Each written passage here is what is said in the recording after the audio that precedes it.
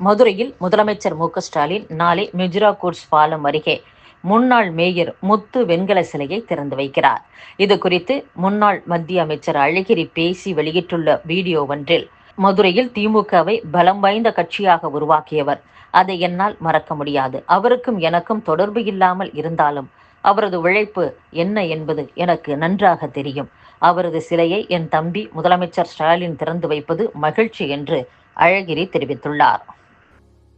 தேதி நடைபெறவுள்ள திமுக பொதுக்குழு கூட்டத்திற்கு வரும் முன் மதுரையில் வேளாண் பல்கலைக்கழகம் அமைக்கப்படும் என்ற அறிவிப்பை வெளியிட வேண்டும் என்று முதலமைச்சர் மு.க.ஸ்டாலினுக்கு கடிதம் அனுப்பியதாக காவிரி, வைகை, கிருதுமால், கொண்டாறு பாசன விவசாயிகள் கூட்டமைப்பு பொதுச் செயலாளர் அர்ஜுனன் தெரிவித்துள்ளார். 2021ஆம் ஆண்டு திமுக தேர்தல் அறிக்கை வாக்குறுதி எண் 28 முதல் 111 வரை விவசாயிகளுக்காக மட்டும் 83 வாக்குறுதிகள் வழங்கப்பட்டன. அதில் வாக்குறுதி எண் 54இல் தென் தமிழகத்திற்கென மதுரையில் வேளாண் பல்கலைக்கழகம் அமைக்கப்படும் என உறுதியளிக்கப்பட்டது. பொதுக்குழு கூட்டத்திற்காக மதுரைக்கு வரும் முதலமைச்சர் மு.க.ஸ்டாலின் வரும் முன்பாக பல்கலைக்கழக அறிவிப்பை வெளியிடுவதே விவசாயிகளுக்கு செய்யும் மரியாதையாக பார்க்கிறோம். திமுக ஆட்சி பொறுப்பேற்று 5வது ஆண்டு துவங்கிவிட்டது. உத்தங்குடியில் திமுக பொதுக்குழு கூட்டம் நடக்கும் இடத்திற்கு அருகில்தான் அரசு வேளாண் கல்லூரி உள்ளது. 1965ஆம் ஆண்டில் துவங்கி 60 ஆண்டுகள் ஆன நிலையில் நிறைய விருதுகளை பெற்றுள்ளது. இந்த வளாகத்தில் வேளாண் பல்கலைக்கழகம் அமைப்பது சரியானதாக இருக்கும் என்றும் அர்ஜுனன் கூறியுள்ளார். கோடநாடு கொலை வழக்கை 2 மாதங்களில் விசாரணை செய்து நீதியை நிலைநாட்டுவோம் என திமுக தெரிவித்து 4 ஆண்டுகளாகிறது. ஆனால் எந்த நீதியும் நிலைநாட்டப்படவில்லை என்று நாம் தமிழர் கட்சியின் தலைமை ஒருங்கிணைப்பாளர் சீமான் தெரிவித்துள்ளார். அத்துடன் தூத்துக்குடி துப்பாக்கிச்சூடு சம்பவம் குறித்த விசாரணை அறிக்கை அரசிடம் அளிக்கப்பட்டு பல மாதங்களாகிறது. ஆனால் அந்த அறிக்கை மீது எந்த நடவடிக்கையும் எடுக்கப்படவில்லை.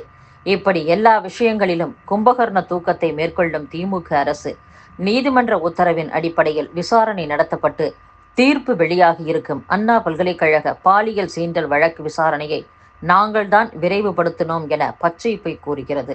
அதேபோல பொள்ளாச்சி பாலியல் வழக்கில் வழங்கப்பட்ட தீர்ப்பிற்கும் நாங்கள் தான் காரணம் என ஸ்டாலின் கூறுவது வேடிக்கை.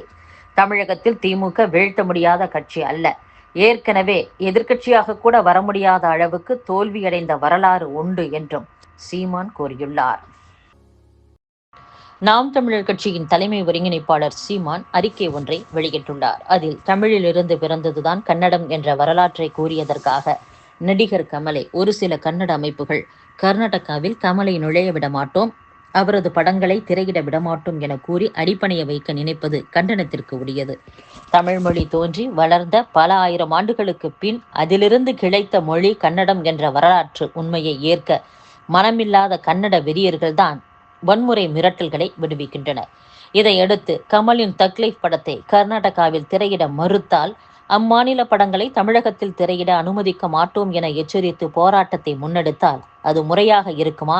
ஏன் ஆக்கப்பூர்வமான செயலாக இருக்குமா? இங்கு தமிழர்கள் கோபமடைந்தால் ஒரு கன்னட படம் கூட திரையிட முடியாத சூழ்நிலை ஏற்படுத்த முடியும். தமிழக முதலமைச்சரை அவமரியாதையாக நடத்திய போது மாநில அரசு மௌனமாக இருந்தது.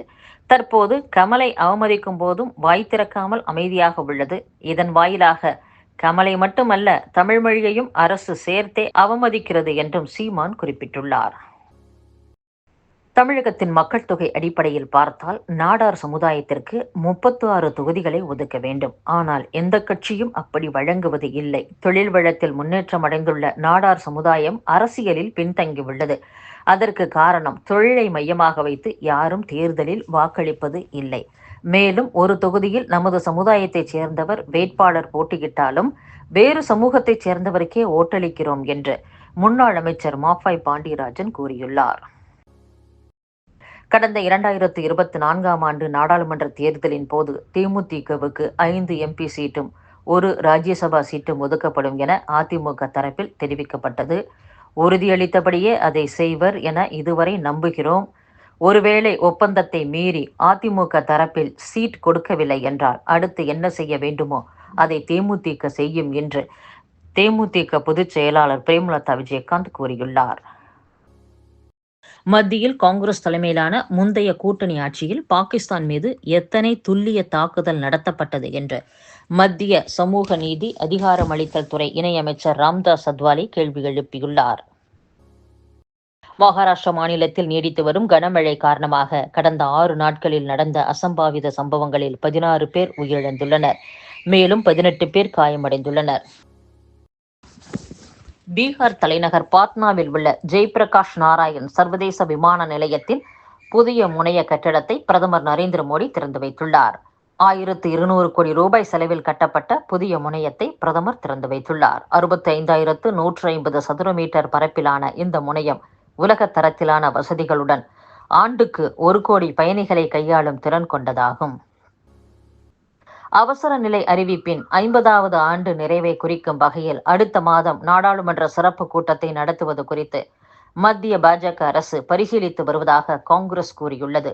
உண்மையான மற்றும் மிகவும் அவசரமான பிரச்சனைகளிலிருந்து மக்களின் கவனத்தை திசை திருப்பும் பிரதமர் மோடியின் முயற்சி இது என்றும் காங்கிரஸ் குற்றம் சாட்டியுள்ளது.